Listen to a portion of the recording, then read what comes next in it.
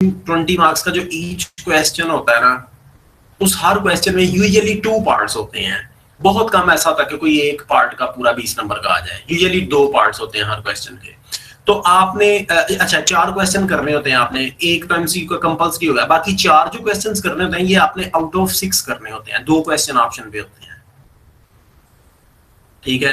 तो अब 6 में से जो आपने 4 करने हैं ना, 4 करके उठना है। मैं आपको एग्जांपल दूं, आप मिसाल के तौर पे आपको 3 क्वेश्चन आते हैं, चौथा क्वेश्चन नहीं आता, आप फिर भी ब्लैंक नहीं छोड़ेंगे। आप पता क्या करें, 2 ऑप्शन है उसमें भी आपके पास। एक तो पहली ऑप्शन ये होनी चाहिए कि आपने एफएससी में जो पढ़ा है ना, ठीक है, उसके रेलेवेंट बेशक एक लफ्ज कोई पढ़ा है, उसी को ना बकवास करते जाए, उसी में बकवास लिखते जाए आप, खाली छोड़ने की बजाय। एक ऑप्शन। दूसरी ऑप्शन, इधर उधर से पूछें, इधर उधर से पूछ के लिखें, ठीक है, एक आधा लफ्ज। मैं अगर अपनी बात करूं तो मैंने फार्म डी फाइनल ईयर में टेक्नोलॉजी का सब्जेक्ट है, फार्मास्यूटिकल टेक्नोलॉजी, उसका जो मैं प्रिपेयर करके गया तो वो पेपर ही बिल्कुल डिफरेंट था। और पूरे 100 नंबर के पेपर में से मुझे मेरा ख्याल है 10 से 20 नंबर का पेपर आता था, लेकिन अल्हम्दुलिल्लाह 100 का करके उठे। कैसे करके उठे? वो क्वेश्चन का जो क्वेश्चन आए थे ना, उस क्वेश्चन का मीनिंग पूछ गया, यार इसमें एक लफ्ज बता दो कि ये इसमें करना है हमने, ठीक है। वो पूरा क्वेश्चन मार के आ गए, पास भी हो गए, नंबर भी अच्छे है। तो आपने ये करना है, क्वेश्चन खाली नहीं छोड़ना। खाली पेपर को पास नहीं किया जा सकता, गलत को पास किया जा सकता, और गलत को पास किया जाता है यहाँ पे, ठीक है। खाली को नहीं पास किया जाता, क्योंकि वो उसमें एग्जामिनर भी हेल्पलेस होता है। आपको अगर चीटिंग करके भी तसल्ली नहीं हुई तो फिर आप पता क्या करो, मैं एक एग्जांपल देता हूँ, आप ऐसा करना ना कि फिर भी खाली छोड़ने की बजाय जो है ना, आप उसमें ना, मैं एक एग्जांपल दे रहा हूँ, ऐसे करना नहीं है कि इतनी अहमियत है ब्लैंक ना छोड़ने की। आप उसमें आपने कोई हॉलीवुड की मूवी देखी है, उसकी स्टोरी लिखाओ। ये मैं फिर आपको कह रहा हूँ, क्वेश्चन खाली नहीं छोड़ना। गलत क्वेश्चन के भी नंबर मिल जाते हैं, या इररेलेवेंट, टोटली इररेलेवेंट आप लिख सकते हैं अगर आपको फिर भी कुछ नहीं आता। आपने कोई और क्वेश्चन यानी टॉपिक आप कोई और करके आए हैं, पेपर में कोई और आ गया, आप लिख दो, खाली ना छोड़ो। मैं इस बात पे जोर देता हूं, क्योंकि आपके पास ऑप्शन, देखो सप्ली तो पक्की है, लेकिन फिर भी आपके पास एक ऑप्शन है कि आप गलत अटेम्प्ट करके, इररेलेवेंटली अटेम्प्ट करके जो है ना, वो जो है ना, उसमें जो है ना, वो आप उसको इररेलेवेंट करके भी आप जो है ना उसमें पास होने की आपके पास ऑप्शन है। मैं ये चीजें इसलिए बता रहा हूँ क्योंकि मैं यहाँ पे इंटरनल एग्जामिनर रहा हूँ पंजाब यूनिवर्सिटी में, मुझे ये चीजें पता है, इसलिए मैं ऐसे पास किए भी हैं बच्चे। मैं आपको ये चीजें इसलिए बता रहा हूँ। नेक्स्ट आ जाए आप सब्जेक्ट वाइज पे, पहले आ जाए फार्माकोलॉजी पे। पेपर पास करना, मैं आपको फिर कह रहा हूँ, नंबर लेने नहीं आपने बैठना, नहीं तो सप्ली लगवाओगे। फार्माकोलॉजी में अब आप टीचर वाइज आ जाएं। अच्छा, इसमें मैं क्लियर कट तो नहीं बताऊंगा इंटरनल कौन है, ठीक है। पहले जो हैं वो यहाँ पे जो सर रिजवान करवाते हैं, उनमें कार्डियोवैस्कुलर फार्माकोलॉजी है, कार्डियोवैस्कुलर फार्माकोलॉजी। कार्डियोवैस्कुलर जो फार्माकोलॉजी है, इसमें 4 टॉपिक्स हैं। एक है एंटी हाइपरटेंसिव,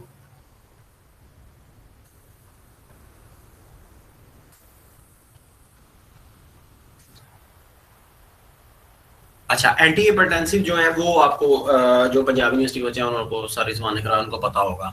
अब वो जो आपके पास स्लाइड्स होंगी, वो बहरहाल मैं उन पे बहस नहीं करूंगा कि वो कैसी हैं या क्या हैं। इसका बेहतरीन सोल्यूशन ये है कि आप ना पहले तो इनकी क्लासिफिकेशन करें। जब आप क्लासिफिकेशन करेंगे, ऑलमोस्ट इनमें ना 7 to 8 क्लासेस हैं एंटी हाइपरटेंसिव्स की, उनके नाम याद करने हैं। बेशक आप उनके इंट्रोडक्शन में कोई लाइन ना लिखें, बस नाम लिखे, हाँ 2 to 3 ड्रग्स या एग्जांपल्स के नाम लिखें, याद कर लें, ज्यादा नहीं करें, आपको भूल जाएंगे, ठीक है। एज एग्जांपल्स लिखें आप। अच्छा, अब डिटेल में जो इनमें करने वाली हैं वो 2 ग्रुप हैं, एस इनहिबिटर्स, उनकी आपने डिटेल करनी है, और एआरबीज। अब इनमें क्या करना है, मैकेनिज्म ऑफ एक्शन,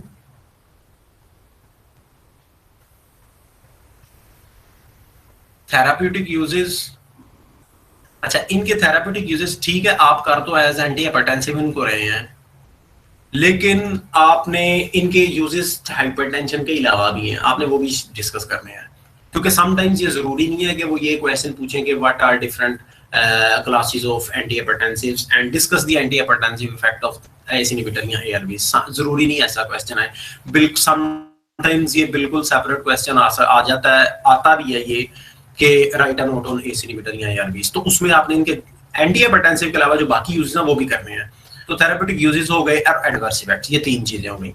इनमें फार्माकोलॉजिकल इफेक्ट्स आमतौर पे डिस्कस नहीं किए जाते, ये मतलब ACE इनहिबिटर या ARBs में है सही इनके, लेकिन आप लंबी तरफ ना जाएं। तो एंटी हाइपरटेंसिव में क्लासिफिकेशन जो है वो करनी है आपने, बाकी डिटेल में ये दो ग्रुप करने हैं। हाँ, बाकी जो बीटा ब्लॉकर और अल्फा ब्लॉकर है वो ANS में आ जाएंगे, वो वहां पे कवर हो जाएंगे। ठीक हो गया। और इसके अलावा इसमें जो करने वाली क्लास है, हाँ डायरेटिक्स तो खैर अलग आएंगे, वो मैम रुखसाना का टॉपिक है। तो एंटी हाइपरटेंसिव आप इस तरह से करें। नेक्स्ट आप आ जाएं इसमें एंटी एंजाइनल। एंटी एंजाइनल में आपने ये करना है, अच्छा ये बेहतर है कि आप ना कैटजंग से क्लासिफिकेशन कर लें, कैटजंग से, ये कैटजंग से आप तैयार कर लें। आप डर नहीं जाना कि कैटजंग से, कैटजंग कोई औखी इतनी बुक नहीं है, आप इसको वहां से कैटजंग से कर लें क्लासिफिकेशन। अच्छा ACE इनहिबिटर ARBs अगर आप डर रहे हैं तो आप डॉक्टर शमीम की जो बारीक सी बुक है वहां से कर लें, वो बहुत छोटा उसमें लिखा है, वो काफी होगा। फार्माकोलॉजी का पेपर लेंथी करने के बजाय काम की बातें उसमें लिखना, इसमें वो न सफे नहीं नापते कि कितने सफे हैं, इसमें वो काम की चीजें देखते हैं कि मैकेनिज्म डिस्कस किया, थेरेपेटिक यूजेस डिस्कस किया, एडवर्स इफेक्ट डिस्कस किए हैं कि नहीं किए, उसमें आपने इन चीजों का ख्याल रखना है। ठीक है, मैं अब सरगोदा यूनिवर्सिटी का बेटा, मुझे आइडिया नहीं, लेकिन चीजें तो यही उसमें भी होंगी, सिलेबस तो एक ही है ना, सिलेबस तो एक ही है। बहरहाल वो मैं बाद में फिर आपसे बात करता हूँ, अभी मुझे ये पहले बोलने दो। तो एंटी एंजाइनल में जरा सुनो बड़ी गौर से, इसमें आपने ना classification of nitrates and nitrites बहुत इंपॉर्टेंट है, ये सर का बड़ा फेवरेट एक टॉपिक है, ये पेपर में देते हैं वो, classification of nitrates and nitrites. अच्छा ये जो आपने करनी है ना, इसका एक ही आपके पास मटेरियल है जहां से आप ये करनी है, वो आपने करनी है डॉक्टर शमीम की बुक से, ये क्लासिफिकेशन दी गई है, ये आपने वहां से करनी है डॉक्टर शमीम की बुक से ये क्लासिफिकेशन। बाकी जो इसमें एंटी एंजाइनल में जो अच्छा इसमें तो क्लासिफिकेशन दो तरह की है, एक है classification of anti anginal, classification of anti anginal, एक तो ये आपने करनी है। ये कहां से करना है, ये पूरा टॉपिक बेटा आपने जो करना है वो आपने पूरा टॉपिक डॉक्टर शमीम की बुक से करना है। मैक्सिमम ये वहां पे कितना, एक पेज का है, सिर्फ एक पेज का पूरा ये टॉपिक है एंटी एंजाइनल्स, ये आपने डॉक्टर शमीम से करना है। उसमें क्लासिफिकेशन ऑफ एंटी एंजाइनल्स, एंटी एंजाइनल्स में फिर एक क्लास है नाइट्रेट्स एंड नाइट्राइट्स, उसकी फिर आगे क्लासिफिकेशन सार यूजुअली पूछते हैं। एक बात, दूसरी बात एंजाइना की क्लासेस भी करनी है, types of angina, what is angina and types of angina, ये भी क्वेश्चन है, ये भी आएगा, टाइप्स ऑफ एंजाइना पेक्टोरिस, ये भी उसी में लिखा हुआ है, आपने इसकी 3 टाइप्स होती हैं, ये भी आपने उधर से ही करनी है। तो ये पूरा टॉपिक एक या 1.5 पेज का है और बेहतरीन लिखा हुआ है, हेडिंग्स बना के, पॉइंट्स बना के डॉक्टर शमीम से, तो ये ज्यादा से ज्यादा आपसे 2 घंटे में आप ये कर सकते हैं उस बुक में से, ये जो है। बाकी ये पोर्शन डॉक्टर शमीम से हो गया। सेकंड ईयर की फार्माकोलॉजी की जो तैयारी है वो आपने कोशिश करना है डॉक्टर शमीम की जो बारीक सी बुक नहीं अक्सर लोगों ने देखी होगी, अगर नहीं है तो ये बाद में आपको व्हाट्सएप के ग्रुप में शेयर कर देंगे सॉफ्ट कॉपी में, तो ये आपने वहां से करना है। बाकी एंटी हाइपरटेंसिव की क्लासिफिकेशन आप कैटजंग से कर सकते हैं। नेक्स्ट आ जाए एंटी एंजाइनल के बाद, उसमें आप देख लें 1 मिनट। नेक्स्ट टॉपिक इसमें जो है उनका वो है congestive heart failure, congestive heart failure.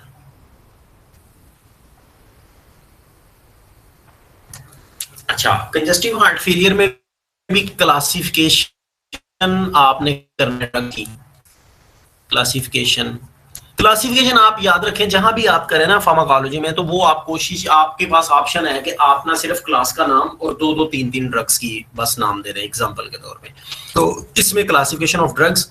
अच्छा अब ये congestive heart failure, angina pectoris और एंटी हाइपरटेंसिव, इनमें ड्रग्स मैक्सिमम जो क्लासेस है वो सेम है, वो मैक्सिमम सेम है, ठीक है। एनीवेज तो क्लासिफिकेशन ऑफ ड्रग्स हो गई, और उसमें फिर जो ड्रग करने वाली है डिटेल में वो डाइजॉक्सिन करनी है, बस डाइजॉक्सिन को डिटेल में करना है, इसका मैकेनिज्म, हाँ इसके फार्माकोलॉजिकल इफेक्ट भी करने हैं हार्ट पे, फार्माकोलॉजिकल इफेक्ट्स ऑन हार्ट और एडवर्स इफेक्ट्स। और अच्छा इसके भी हार्ट फेलियर के अलावा भी इसके यूजेस हैं, वो भी आपने देखने हैं, तो इसको डिटेल में करना है। तो अब इन शॉर्ट ये 3 टॉपिक्स का क्या हुआ कि एंटी हाइपरटेंसिव में आपने क्लासिफिकेशन करनी है और उसके बाद आपने एसी इनहिबिटर और एआरबीज को डिटेल में करना। हाँ तीसरी क्लास एक और उसको भी करना है डिटेल में, कैल्शियम चैनल ब्लॉकर्स सीसीबीज, ये 3 एसी इनहिबिटर्स, एआरबीज और कैल्शियम चैनल ब्लॉकर्स, ये 3 करने हैं। एंटीजन चैनल में क्लासिफिकेशन ऑफ एंटीजन चैनल्स, फिर उसमें आगे जो क्लास नाइट्रस एंड नाइट्रेट्स है उसकी क्लासिफिकेशन और टाइप्स ऑफ एंजाइना पेक्टोरस की क्लासिफिकेशन। अच्छा हाँ इसमें ये अभी तक तो मैं क्लासिफिकेशन, एक और इसमें पॉइंट जो बड़ा आता है वो है मैकेनिज्म ऑफ एक्शन,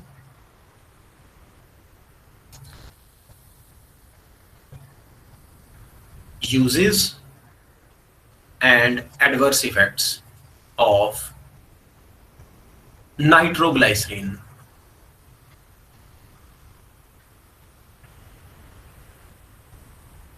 ये भी करना है। नाइट्रेट्स एंड नाइट्राइट्स हो या नाइट्रोग्लाइसरीन आ जाए, बात एक ही है, बात एक ही है, मैकेनिज्म सेम है, यूजेस और एडवर्स इफेक्ट्स भी सेम है। ये नाइट्रेट्स के असल में एक ड्रग है नाइट्रोग्लाइसरीन, ठीक है। कंजस्टिव हार्ट फेलियर में जो डिटेल में करनी है वो ये वाली ड्रग करनी है, बाकी क्लासिफिकेशन करनी है। फोर्थ उनका जो टॉपिक है उसको सुन लें, उसमें आ जाता है एंटी एरिथमिक्स। मैं जिस सीक्वेंस में टीचरों का आपसे बात कर रहा हूँ उस सीक्वेंस में आप इंपॉर्टेंस रखना। बहरहाल एंटी एरिथमिक्स में जो है ना उसमें आ जाता है, बहुत कम चांस है कि एरिथमिक,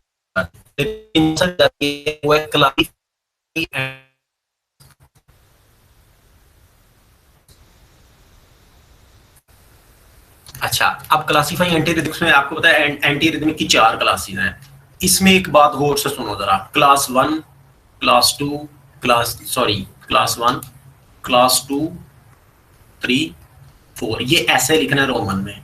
एक बात, क्लास 1 जो है वो सोडियम चैनल ब्लॉकर है,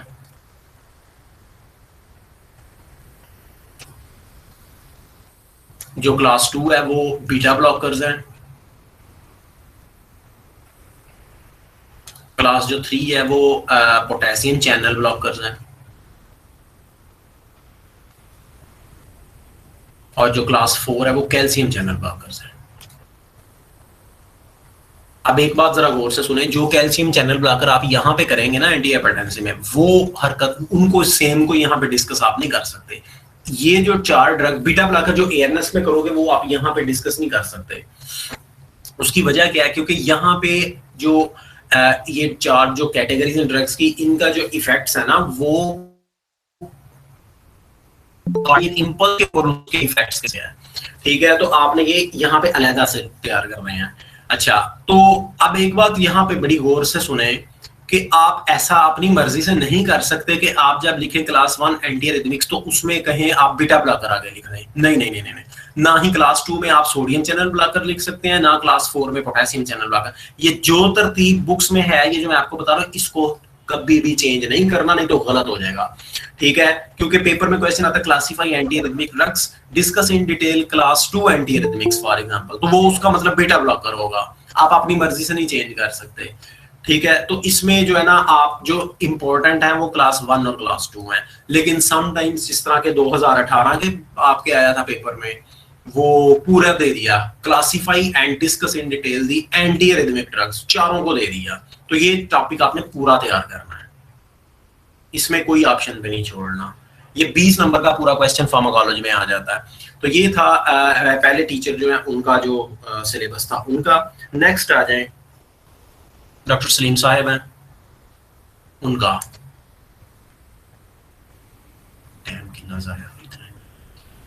जी उसमें आ जाए ऑटोनॉमिक नर्वस सिस्टम की pharmacology, ANS, autonomic nervous system की फार्माकोलॉजी। अच्छा इसके बुक के लिए, इसके लिए ये जो डाइजॉक्सिन है ना, आप ये भी आप डॉक्टर शमीम से कर सकते हैं,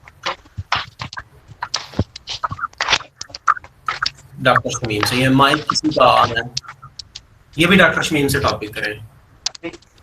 कि माइक ये लोकल बुक है। हाँ ये लोकल यार, ये उमैर नाम का स्टूडेंट है, इसका माइक ऑन है, माइक ऑफ करो।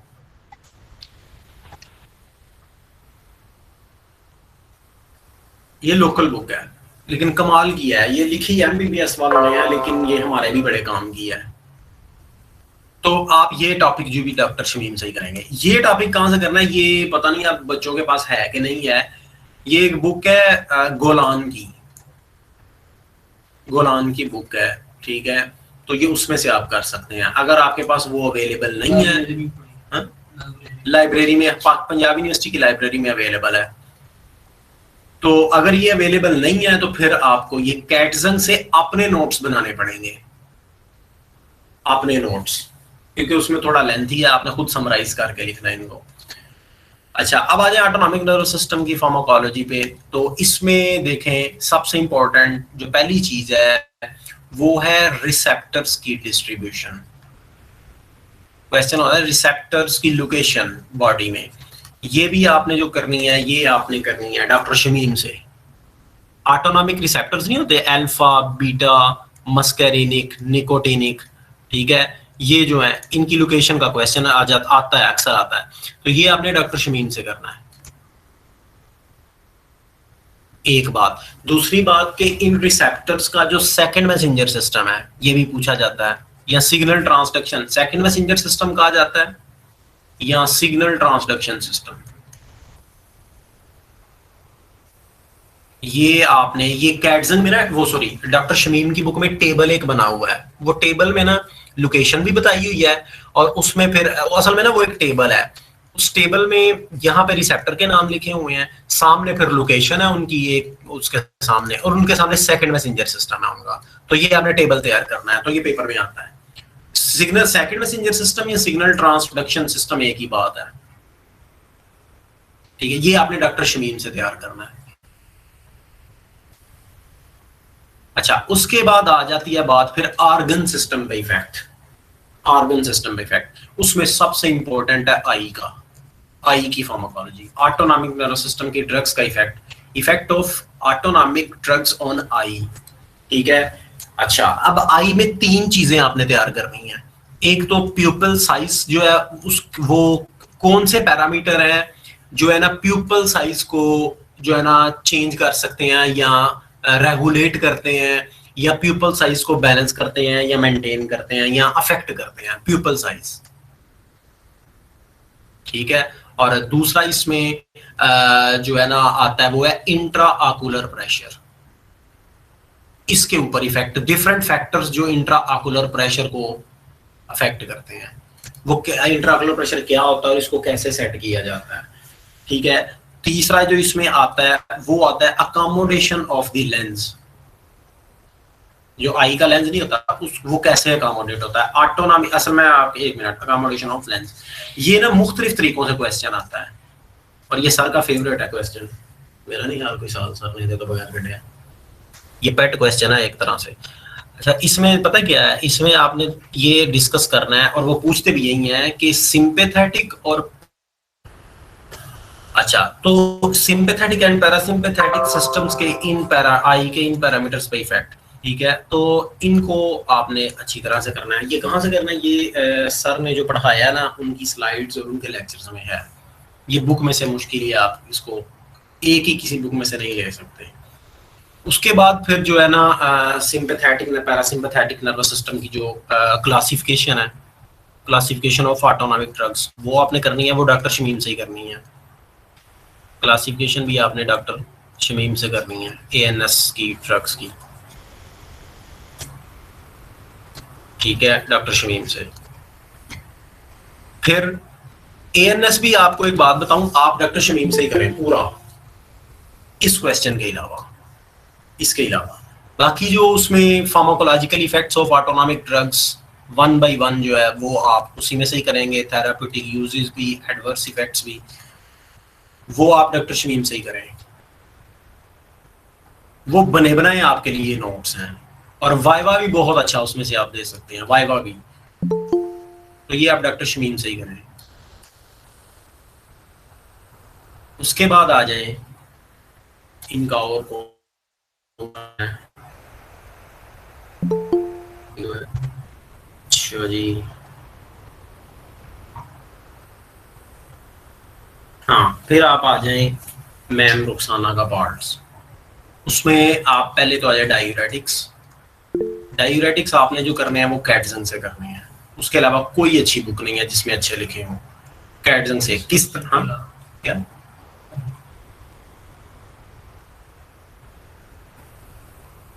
क्वेश्चन है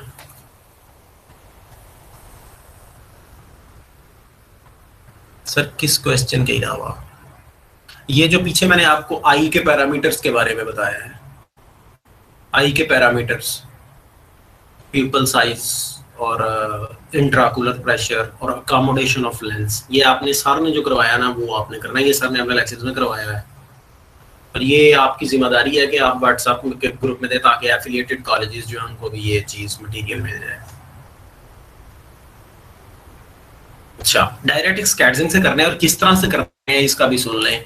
इसमें आपने टेबल बनाना है, टेबल बना के आप एक साइड पे डायरेक्टिक की क्लास लिखें, फिर नेक्स्ट कॉलम मैकेनिज्म का बना लें, फिर क्लिनिकल यूजेस का बना लें और एडवर्स इफेक्ट्स का। ये चार, पांचवा उसमें एग्जांपल्स, टेबल बना के तैयार करें कैटजिंग में से। एक कोई भी एक क्लास आती है डायरेटिक्स की लास्ट में 10 नंबर की आ जाती है यूजुअली। उसके बाद जो मैंने करा वो एंटी अल्सर। एंटी अल्सर में जो आपने करना है वो आपने क्लासिफिकेशन करनी है, और ये कैटजंग में ये भी अच्छा लिखा हुआ है, अपना नोट्स बनाए क्लासिफिकेशन। और जो डिटेल में करना है वो आपने करना है proton pump inhibitors, proton pump inhibitor detail में ये वाली क्लास करनी है, ये भी कैटजंग से ही करनी है। प्रोटॉन पंप इनहिबिटर में आपने मैकेनिज्म करना है और यूजेस और एडवर्स इफेक्ट्स और ड्रग्स के नाम।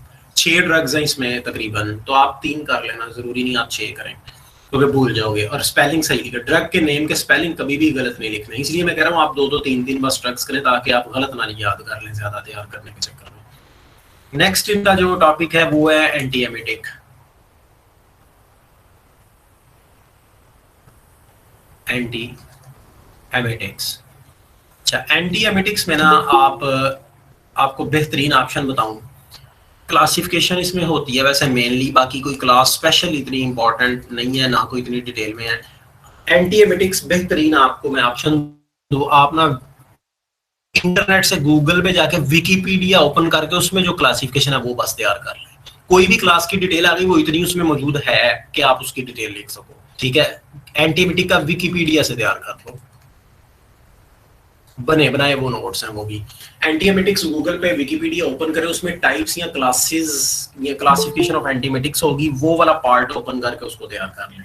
उसमें हर क्लास का ब्रीफ इंट्रोडक्शन, उसके किस तरह की वोमिटिंग में यूज होते हैं और वो कौन एडवर्स इफेक्ट्स और उस क्लास के नाम क्या हैं वो दिए हुए हैं, आप वो कर लें, वो बेहतरीन ऑप्शन है। तो हाँ उसके बाद आ जाए एंटी डायरियल्स। एंटी डायरियल्स, एंटी डायरियल्स भी आप विकिपीडिया जो एंटी डायरियल है ना, विकिपीडिया उसका पार्ट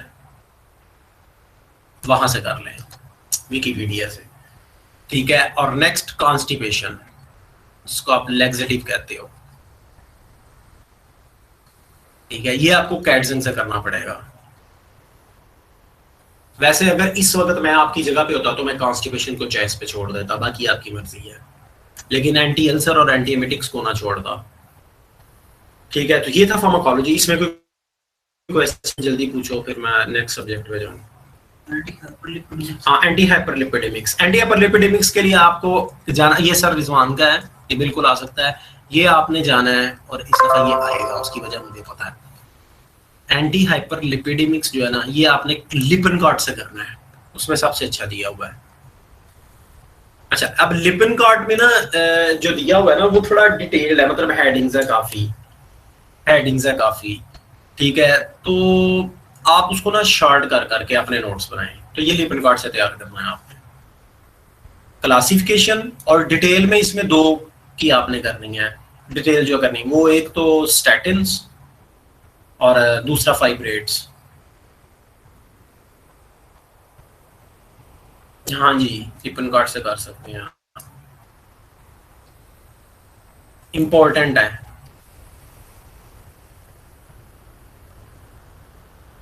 चलो नेक्स्ट आ जाओ, फार्माकोग्नोसी।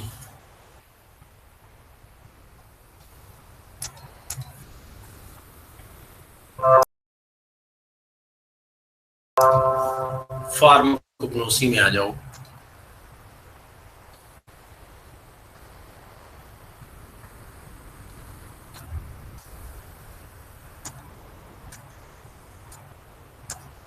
फार्माकोग्नोसी में पहली जो बुनियादी बात है वो ये है कि बुक से ना करना।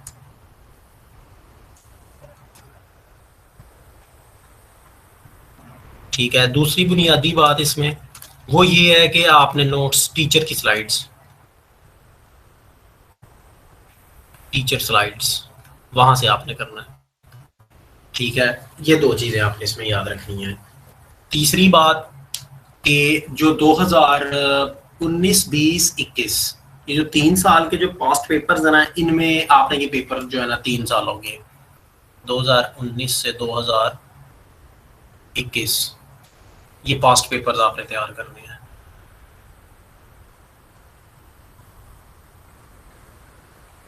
ठीक है, इनके क्वेश्चंस आपने तैयार करने हैं। दूसरा इसमें आप आ जाए, आप जो इसमें टीचर वाइज, ठीक है, उसमें पहले हम देख लेते हैं एलर्जी। पहला टॉपिक ये सर खलील का है। ठीक है, इसमें पहले आ जाएं आप एलर्जी में। अच्छा, एलर्जी में दो चीज़ें हैं, एक तो टाइप्स ऑफ एलर्जी, दूसरा टाइप्स ऑफ एलर्जेंस।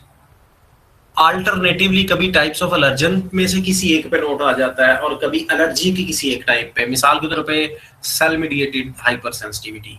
ठीक है, तो यहाँ एलर्जी की टाइप्स आ जाती हैं, यहाँ एलर्जेंस की टाइप्स आ जाती हैं, ये फर्क याद रखना।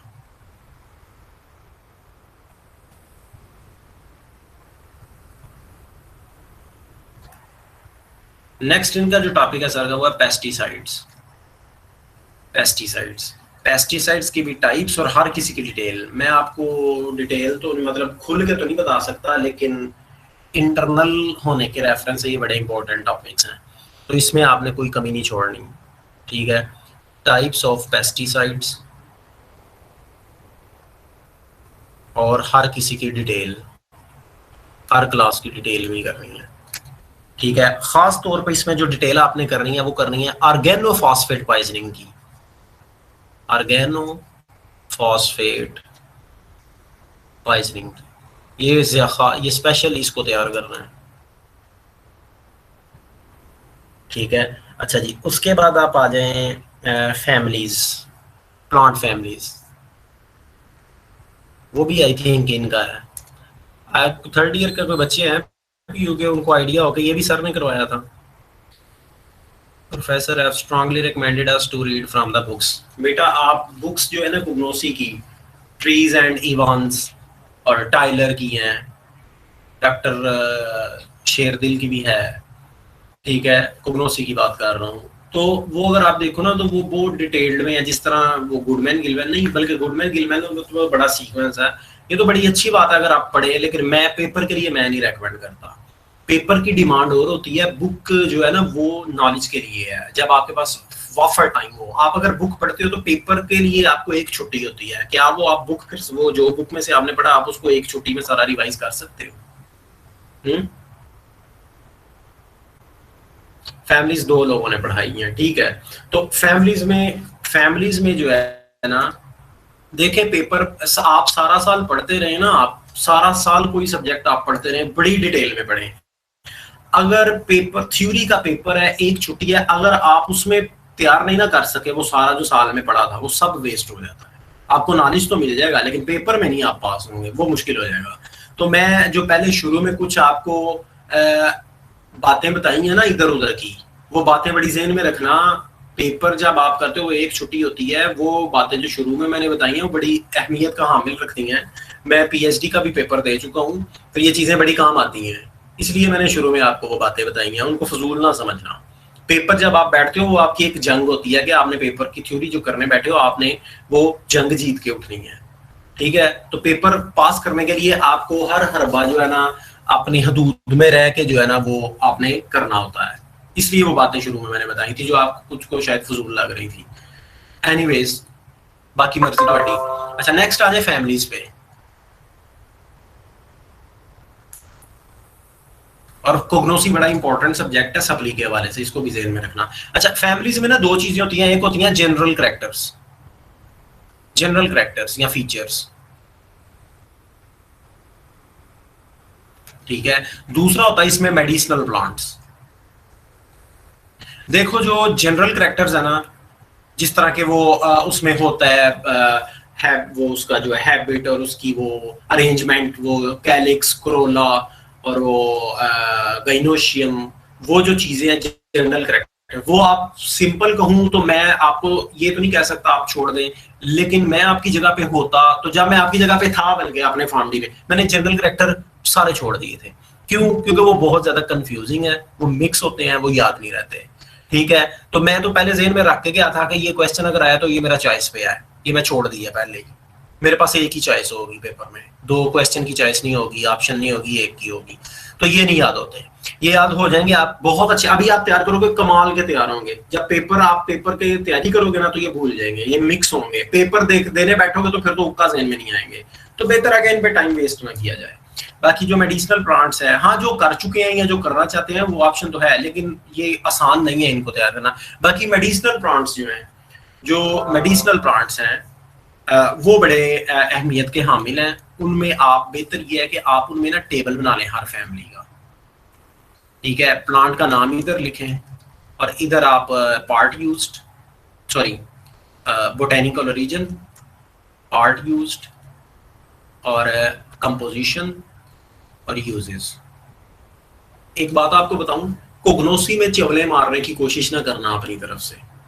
कोशिश यही करना कि जो कोग्नोसी का पेपर है ना उसको आप जो है ना बेशक थोड़ा तैयार कर लें, थोड़ा अटेम्प्ट कर लें, ठीक है। तो लेकिन सही लिखें क्योंकि ये पेपर पढ़ के चेक होता है, एक बात। दूसरी बात, वो ऑप्शन फिर आपने यूज करनी है कि पेपर खाली छोड़ने की बजाय आप इररेलेवेंट से लिख के जरूर आए, ताकि उसके पास करने की आपके पास उसके पास ऑप्शन हो, ठीक है। तो ये जो है ना मेडिसिनल प्लांट्स आप इस टेबुलेटेड फॉर्म में हर फैमिली की कर लें। मेरा ख्याल है 6 फैमिली करवाई हैं, 6 फैमिलीज करवाई होंगी। वैसे हम पहले कभी 10 से 11 करवाया करते थे, अब शायद 6 या 7 करवाई होंगी। आइडिया है किसी को? किसी ने लेक्चर लिए होंगे? 12 करवाई हैं। अच्छा तो धोखा हो जाएगा थोड़े वास्ते तैयार करना। फिर आप ऐसा करो कि आप ना 2-2 फैमिलीज के इकट्ठा एक टेबल बना लो, 6 टेबल हो जाएंगे, फिर उनको रट्टा लगा लो। इनको वो बताना थूक वाला।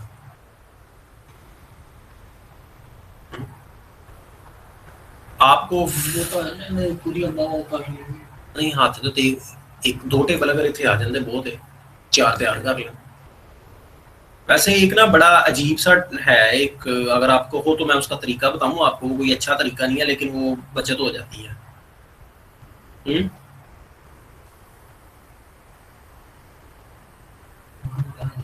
हाँ?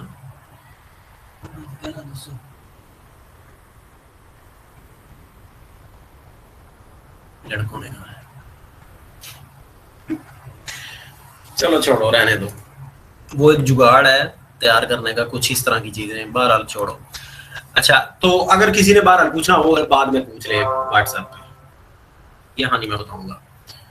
तो उसके बाद आ जाएंगे मैम साइका का पोर्शन जो है वो उसमें 2 जो है वो इम्पोर्टेंट चीजें हैं। उसमें एक है क्रूड अच्छा जो सर क्लील का जो पोर्शन उसमें इंट्रोडक्शन भी है, इंट्रोडक्शन टू फार्माकोग्नोसी वो भी है।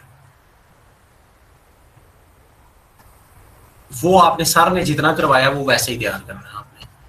सर खलील का पोर्शन बड़ा इंपॉर्टेंट है, उसको जरा ख्याल रखना, ठीक है। मे बी वो इंटरनल हो तो वो आपने उसमें से 1 मिनट में क्वेश्चन आपको बताऊं क्या हो सकता है।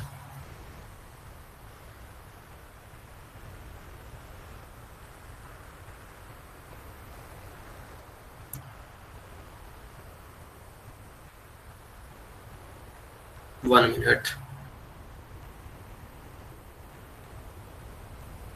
हाँ, scope of pharmacognosy, scope of pharmacognosy, ठीक है, वो आपने तैयार करना है इसमें इंट्रोडक्शन में,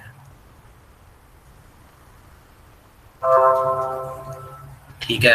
अब मिसाल के तौर पे आपको इंट्रोडक्शन में से कोई भी क्वेश्चन और आ जाता है तो आप स्कोप को ही मॉडिफाई कर करके लिख दें, इसमें गप चल सकती है, इसमें गपशप चल सकती है, ठीक है, इसमें गुंजाइश है इस टॉपिक में जो है। तो जिसके बाद मैम साइका का है crude drugs evaluation, crude drug evaluation, evaluation of crude drugs.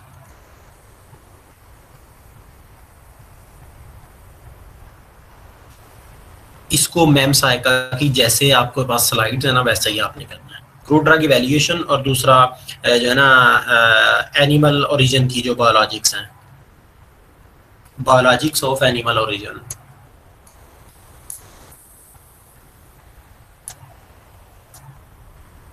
क्योंकि फार्माकोग्नोसिस सिर्फ प्लांट बेस्ड मेडिसिन नहीं होती, कोई भी नेचुरल सोर्स से जो ओरिजिनेट होती हैं मेडिसिन वो सारी इसमें आती हैं, तो एनिमल ओरिजिन भी इसी में ही आता है, ठीक है। तो ये आई थिंक इसमें मैडम ने वो वैक्सीन करवाई होंगी इसमें, बायोलॉजिक्स ऑफ एनिमल ओरिजिन, वो वैक्सीन करवाई है कोग्नोसी में। मैं हाँ वैक्सीन ही होंगी इसमें, वैक्सीन ही होंगी मोस्ट प्रोबेबली, या इंसुलिन वगैरह आई थिंक होंगी।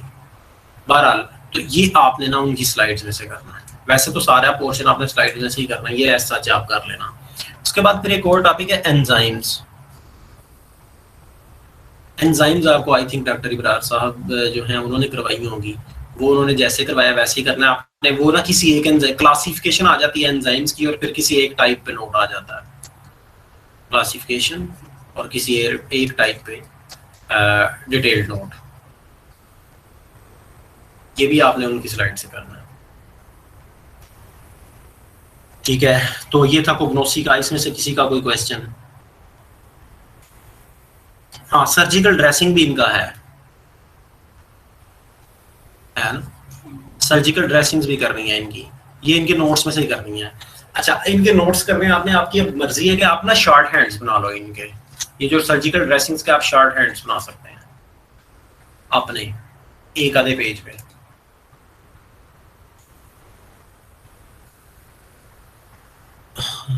मैम ने स्लाइड्स नहीं दी तो फिर ये आप किसी सीनियर के नोट्स ले लें, कोई इशू नहीं है। मेरा हाल है मुनीब ने लिखे हुए हैं, मुनीब है आपका सीनियर,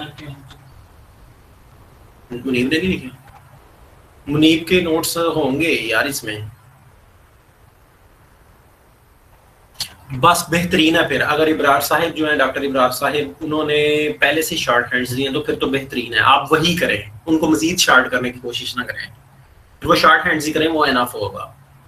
उसमें देखें आप ना इतनी सेंस इस्तेमाल किया करें कि आप जो है ना वो जो क्वेश्चन आया ना, अगर आपने शॉर्ट हैंड्स कहीं से तैयार करके आप आए हैं ना, तो जब आप वो शॉर्ट हैंड्स पेपर पे उतारे ना, तो आप अपनी तरफ से वो जो हेडिंग लिखे ना, उसी हेडिंग की एक लाइन भी बना दें अपनी तरफ से, ताकि वो स्पेस कवर हो जाए, ठीक है। फार्माकोलॉजी के अलावा जो बाकी क्वेश्चंस, जो बाकी पेपर्स है ना, उनमें आमतौर पे वॉल्यूम जो है ना पेपर का वो मैटर करता है कि कितना पोर्शन, मतलब कितने सफे लिखे गए हैं। तो उसमें आप जो शॉर्ट हैंड जिनमें करके हैं, आप हेडिंग के साथ अपनी तरफ से उसी हेडिंग को एक लाइन में भी लिख दें, ठीक है।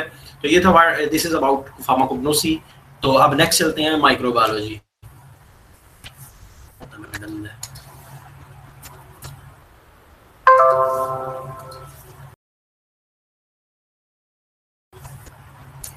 माइक्रो में आई थिंक 3 टीचर हैं, मैम राहत, सर अमजद और I think doctor Imran Tariq हैं। तो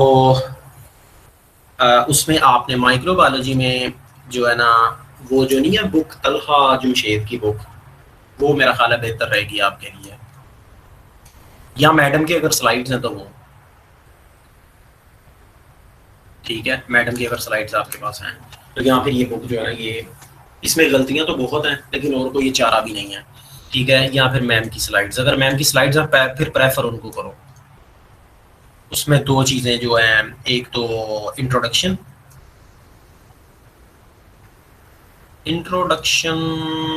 में से शायद कुछ आ जाए। इंट्रोडक्शन टू इंट्रोडक्शन जो है ना वो असल में वायरस का है। इंट्रोडक्शन टू वायरसेस, ये वायरसेस का चैप्टर आपने मिस नहीं करना, ये लाजमी अच्छा सा तैयार करना है, इसमें से क्वेश्चन का बहुत चांस है। दूसरा इम्यूनिटी। अच्छा, अब इम्यूनिटी जो है ना वो अब का तो मुझे नहीं पता, पहले कुगनोसी में भी हुआ करती थी सेकंड ईयर की। बहरहाल आपने इम्यूनिटी जो मैडम ने करवाई है वो कर रही है। पता क्या है इम्यूनिटी जो है ना इसमें, ठीक है, एक तो टाइप्स ऑफ इम्यूनिटी है ना, इनेट इम्यूनिटी, एक्वायर्ड इम्यूनिटी, ये तो करनी है, ठीक है। टाइप्स ऑफ इम्यूनिटी जो है ये तो आपने करनी है, और ये आप बेशक विकिपीडिया से कर लो, इन दोनों टाइप्स को। इम्यूनिटी का विकिपीडिया ओपन करो, उसमें से आप टाइप्स की तैयार कर लो। असल में जो इम्यूनिटी में जो करने वाला काम है वो है इम्यून मीडिएटेड कुछ ना टेस्ट होते हैं, प्रेसिपिटिन, एग्लूटिनिन टेस्ट, प्रेसिपिटिन टेस्ट, ये मैडम ने करवाए होंगे आपको, ये तैयार करने, ये पेपर में आएंगे, ठीक है। इम्यून मीडिएटेड टेस्ट होते हैं।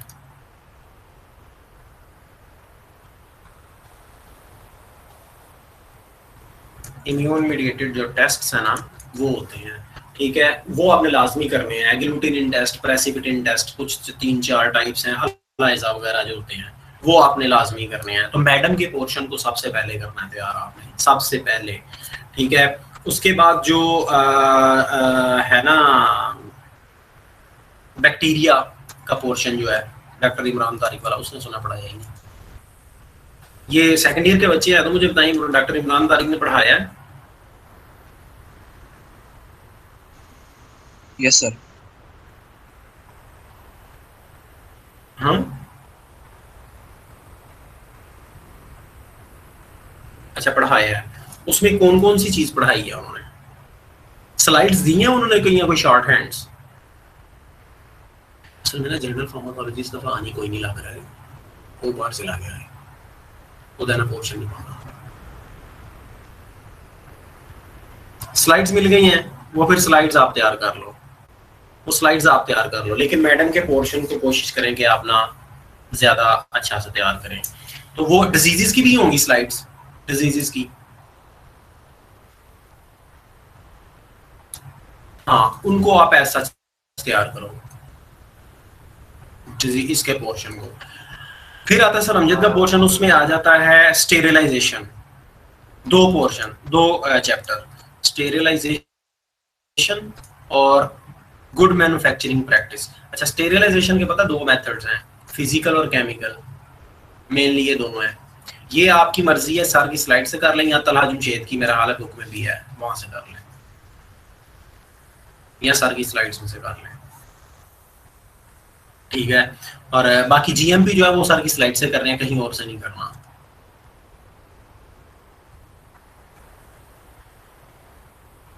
तो ये था माइक्रो का। अच्छा, किसी बच्चे ने ऊपर पूछा है जनरल फार्माकोलॉजी के बारे में। जनरल फार्माकोलॉजी जिस टीचर ने पढ़ाया वो पाकिस्तान में नहीं है, वो मुझे नहीं लगता उनका पोर्शन आए, ठीक है, लेकिन फिर भी मैं उसको देख लेता हूँ उसमें से क्या करवाया जा सकता है। कोई नहीं करवाया उन्हें जनरल फार्माकोलॉजी में। फिर आप ऐसा करें, रिसेप्टर की क्लासिफिकेशन कर लें, रिसेप्टर्स का पोर्शन कर लें, और बायोअवेलेबिलिटी जो है ना उसको तैयार कर लें जनरल फार्माकोलॉजी में। रिसेप्टर की टाइप्स और बायोअवेलेबिलिटी या बायो ट्रांसफॉर्मेशन, 3। मेटाबॉलिज्म असल में बायो ट्रांसफॉर्मेशन ही है। बायो ट्रांसफॉर्मेशन, बायोअवेलेबिलिटी और रिसेप्टर्स। ये किसी ने करवाया नहीं है ना आपको, वो मे भी उन्होंने करवाया, वो जाने से पहले थोड़ा सा करवा गए हो, हाँ, लेकिन कर लो बहरहाल। ये 3 चीजें जनरल फार्माकोलॉजी में, बायो ट्रांसफॉर्मेशन और बायोअवेलेबिलिटी, और तीसरा जो है रिसेप्टर्स। जाने से पहले उन्होंने करवाया होगा, कोई मसला नहीं, ठीक है। ये 3 चीजें कर लो, लेकिन कंफर्म नहीं है उनके क्वेश्चन का, बहरहाल आप कर लेना एहतियातन। वो अभी आना है, वो फार्मास्यूटिक्स है बेटा, वो सूटिक्स की बात कर रहे हो ना आप? मेरा ख्याल है शाम साहब सेकंड ईयर पे इंटर्न ऑनलाइन होंगे, डोसेज फॉर्म में मेरा ख्याल है।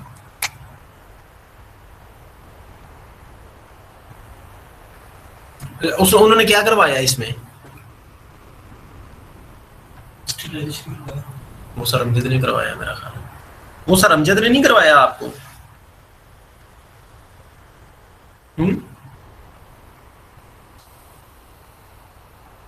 चलो फर्मेंटेशन मुश्किल क्या है, कर लो ऑप्शन पे। बेटा ये तो आप इनसे पूछो, वो तो तैबा लोगों से कि ये कहाँ रिकॉर्डेड मिलेगा। फर्मेंटेशन सारा ने स्लाइड्स दी थी आपको?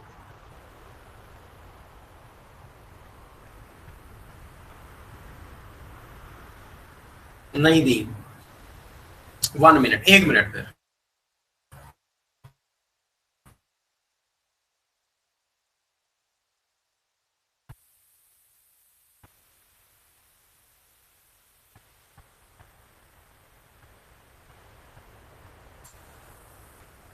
एक मिनट में इम्पोर्टेंट नहीं है वैसे।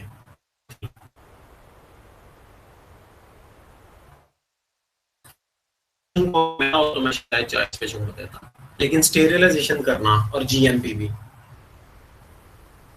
नहीं चाहिए।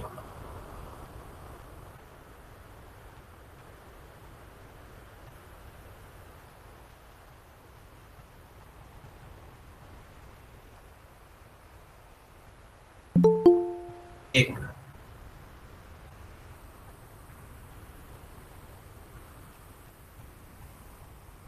अच्छा, इसमें आप ऐसा करें, फर्मेंटेशन आप विकिपीडिया पे जाए, छोटा सा पोर्शन होगा उसके विकिपीडिया में बायोकेमिकल ओवरव्यू, वो वाला पोर्शन आप तैयार कर लें अगर आपने करना है तो। मैं तो शायद छोड़ देता इसको।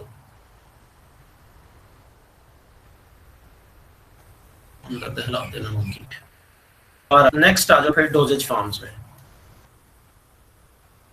नेक्स्ट जो मेरा लास्ट है ना, नेक्स्ट आ जाए dosage forms, pharmaceutics dosage forms.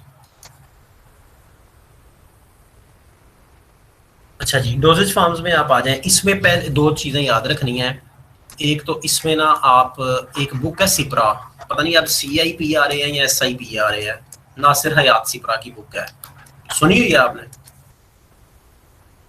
Nasir हयात सिप्रा की बुक है, बहुत अच्छी लिखी हुई है। हकीकत बात है, पेपर के थ्योरी के लिए बहुत, बल्कि वाइवा भी मैंने उसी में से दिया था। सेकंड ईयर में आप उस बुक को पकड़ लें, वो नोट्स की वो बुकलेट है, आप उसमें से तैयार करें, उसमें से तैयार करें। ठीक है, अब उसमें जो टीचर ने मना किया है, मुझे पता है मिस्टेक्स भी हैं, लेकिन वो मिस्टेक्स चल जाती हैं। मैं आपको एक सजेशन दे रहा हूँ, आगे आपकी मर्जी। डॉक्टर शाहिद रसूल के नोट्स भी बहुत अच्छे हैं वैसे, वो डोजेज फॉर्म के लिए आप वहां से कर लें। अगर वो आप नहीं करना चाहते उसमें से, तो आप वहां से कर लें, या अगर आपके पास टीचर की स्लाइड्स हैं तो वहां से कर लें। वैसे असल में ना कुछ टीचर्स की जो स्लाइड्स होती हैं ना, वो इस तरह से होती हैं कि वो पल्ले नहीं पड़ती, वो पैराग्राफ बने होते हैं। आप पेपर के लिए जब आप तैयार करने बैठते हैं तो आपको चाहिए मटेरियल जो है ना, हेडिंग्स के साथ पॉइंट्स बने हों, वो याद भी रहता है और याद जल्दी हो भी जाता है। आंसर बुक अच्छी है, लेकिन वो डिटेल्ड है कि अगर आप कर सकते हो तो कर लो, मुझे तो डेफिनेटली कोई उसमें ऑब्जेक्शन नहीं है, मैं आपकी आसानी के लिए बता रहा हूँ। बहरहाल मैंने मेंशन किया है, डॉक्टर शाहिद रसूल के नोट्स भी हैं। आंसर तो है ही है, वो तो यूनिवर्सल फार्मास्यूटिक्स की एक बुक है, वो तो जो है ना वो आप करेंगे ही करेंगे और करनी भी चाहिए। अच्छा, इसमें जो है एक पोर्शन है TDDS, transdermal drug delivery system, बहुत ही बकवास किस्म का टॉपिक है। वो तकरीबन 12-13 डिफरेंट डोजेज फॉर्म्स हैं, ऑइंटमेंट्स, क्रीम्स, वो जो है उसमें कोलोडायोन्स और सॉल्यूशंस, वो पैचेस, पता नहीं क्या क्या कुछ है, वो भूल जाता है। तो मैं अगर अपनी बात करूं तो मैं शायद उनमें से 2-3 ही करता, बाकी जोड़ देता, क्योंकि सेकंड ईयर की फार्मास्यूटिक्स जो है ना, ऑप्शन है कि आप इररिलेवेंट भी अगर थोड़ा सा जो लिख दें तो कोई गुंजाइश है कि वो कोई मसला ना हो, नहीं होगा। बहरहाल आप इसके नोट्स या स्लाइड्स आप अपनी मर्जी से सिलेक्ट कर लें, लेकिन बड़ी बुक मैं रेकमेंड नहीं करूंगा पढ़ने के लिए। बात वहीं आ जाती है, सेकंड ईयर का सिलेबस कोई छोटा नहीं है। ठीक है, जो टॉपिक्स करवाए गए हैं उनमें से जिस तरह की सिरप्स हैं, एलिक्सर्स हैं, स्पॉजिटरीज हैं। स्पॉजिटरीज इंपॉर्टेंट टाइम में से क्वेश्चन आता है। स्पॉजिटरीज, इनकी टाइप्स भी जो हैं, ठीक है। और प्रेंट्रल्स, ये तो 4 वैसे भी मैडम मिसबा ने करवाए हैं। उन्होंने स्लाइड्स दी थी, क्या दिया था आपको? हम्म,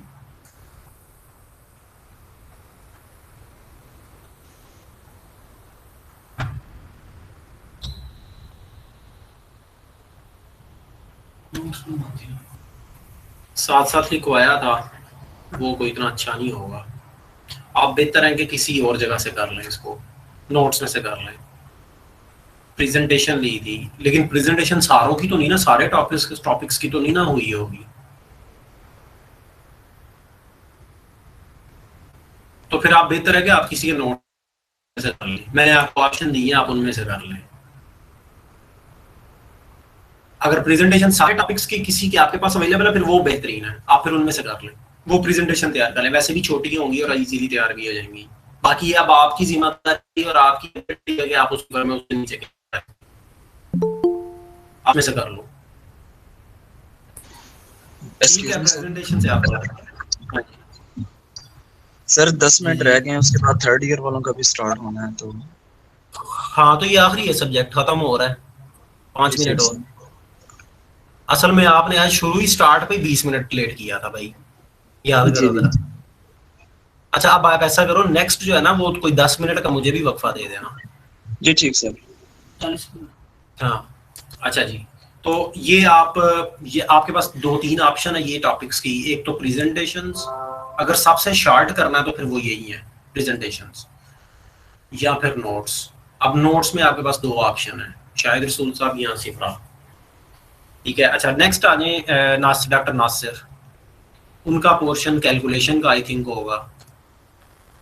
कैलकुलेशन लेकिन वो कंप्लीट नहीं हुई होंगी, जितनी भी हुई है आप वो कर लेना। हाँ, इसमें जो एक इम्पोर्टेंट साथ उनके टॉपिक है वो होगा एरोसोल, करवाया था एरोसोल्स। एरोसोल्स करवाया था, वो लाजमी करना। एरोसोल्स जो है ना वो लाजमी करना, एरोसोल्स करना है आपने। इस्लामियत और पाक स्टडीज, ये बेटा आप खुद करना। स्टैटिस्टिक्स का आपको चीजें वो बता देंगे, ये किताब लो, तो वो आप खुद करना, क्योंकि वो उसमें नॉन टेक्निकल एक तरह से सब्जेक्ट है, उस पर नहीं मैं आ सकता। बहरहाल एरोसोल्स करना और कैलकुलेशन, अगर उन्होंने जितनी भी 2-3 क्वेश्चन ही क्यों नहीं करवाए वो भी आपने करने हैं। बाकी आ गया जो है ना उसमें जो है बाकी जो 2-3 चीजें हैं, इमल्शन, सस्पेंशंस, इमल्शंस, सस्पेंशंस, और तीसरा इसमें आ जाता है ये माइक किसका, इन दोनों को तैयार कर रहे हैं ना आप अच्छे से किसी भी नोट्स में से। मैडम की स्लाइड्स मुझे लगता है वो पैराग्राफ की फॉर्म में होंगी, वो मुश्किल होगा आपके लिए, ठीक है। तो मैं अगर होता मैं इससे करता, इस बुक से, ठीक है, इसमें अच्छी लिखी हुई है, आप इससे कर सकते हैं। बाकी TDDS जो है ना, ये आप ना पता क्या करें, ये आप आखिरी ऑप्शन पे रखें, जितने आप इसमें से कर सकते हैं ना वो कर लें, लेकिन ज्यादा करने की कोशिश करेंगे तो भूल जाएंगे सारे, ठीक है। अच्छे से आप 2-3 ऐसे कर लें। अच्छा, वो ऐसे करें कि अगर कोई अल्लाह ना करे उनके अलावा कोई TDDS में से प्रेपरेशन आ गई ना, कोई डोजेज फॉर्म आ गई, तो आप इस तरह से वो करें, 2-3 जो करें इतने कॉमन हो वो कि वो आप वही मटेरियल फिर वहां भी लिख सकें। ये अगर आप ये 12-13 हैं तादाद में, यहाँ जो है ना आप बहरहाल, तो आप इनमें से 3 से 4 मैक्सिमम जो है ना कॉमन जो है ना वो कर लें, और उनको भी अगर आप कोशिश करें टेबल फॉर्म में करेंगे तो फिर नहीं भूलेगा। टेबल फॉर्म में कर लें 4, ठीक है, तो वो नहीं भूलेगा। तो बाकी आप, हाँ एक और चीज है इसमें, वो था प्रेसिपिटेशन और ग्रेनुलेशन, करवाया किसी ने? प्रेसिपिटेशन या ग्रेनुलेशन किसी ने करवाया? नहीं करवाया, लेकिन उन्होंने क्वेश्चन दे छोड़ना है।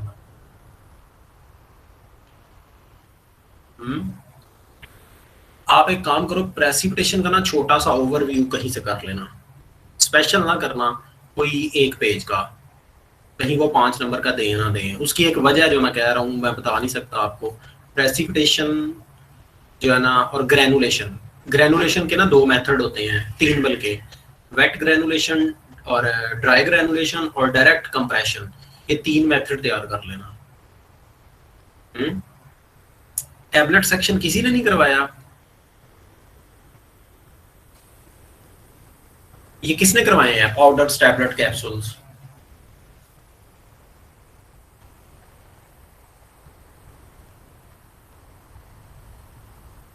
करवाए नहीं है।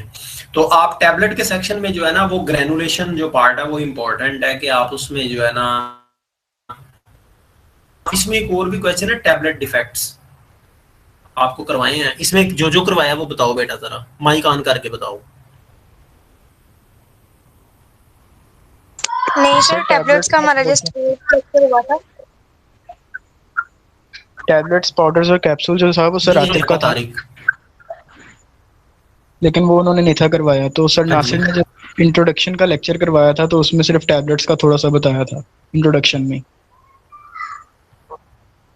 चलो आप ऐसा करो ना, आप इसमें 2 चीजें आपके पास ऑप्शन हैं, एक तो tablet defects,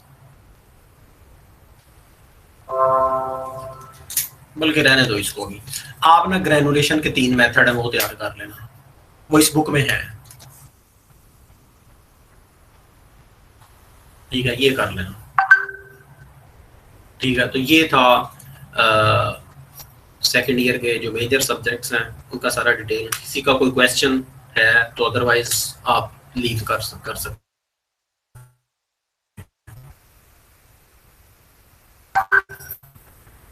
We are now taking questions. You can ask any question you want. Sir is available here.